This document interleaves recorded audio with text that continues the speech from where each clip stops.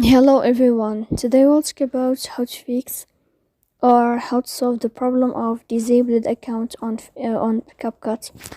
To know how to fix or how to solve disabled account on CapCut, you should just go to settings.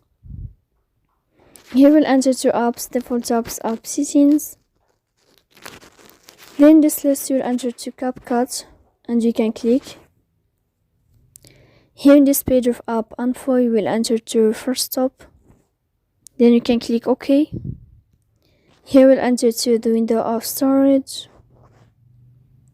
As you see, you can click clear cache. In the end, you can turn on your airplane mode. You can wait a moment to turn off your airplane mode again.